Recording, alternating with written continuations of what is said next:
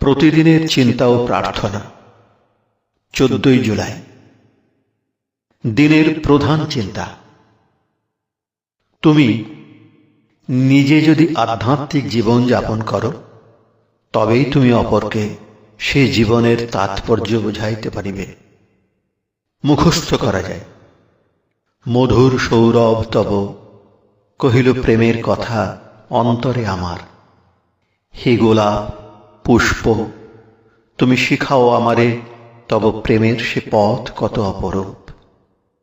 জ্ঞানহীন তব ভ্রাতা আমি, বিদেশীর মতো আসিয়াছি তোমার এই নূতন জগতে। উপদেশ। তোমার নিজের যদি বিশ্বাস ও উৎসাহ না থাকে, তবে তুমি কি করিয়া অপরকে সাহায্য করিবে? তোমার মনে যদি সংশয় জাগে, তবে তোমার কথায় কাহারও কি বিশ্বাস জাগিবে? কারণ তোমার নিজেরই তো বিশ্বাস নাই।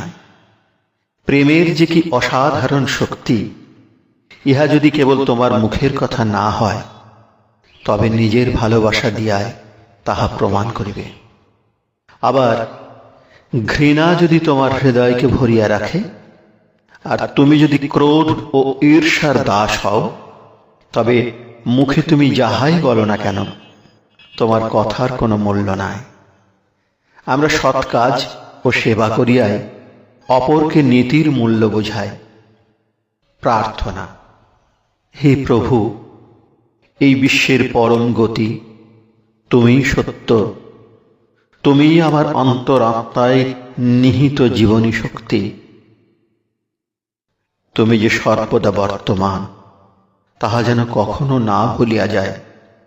প্রতি পদক্ষেপে তোমারই মঙ্গল হস্ত যেন আমাকে পথ দেখাইয়া দেয়। তুমি তোমার নিজের চিন্তা শক্তি দিয়া আমাকে যেভাবে চালাইবে, আমি তেমনই ভাবিব। তুমি যেমন আমার মুখ দিয়া কথা বলাইবে, আমি তেমনই বলিব।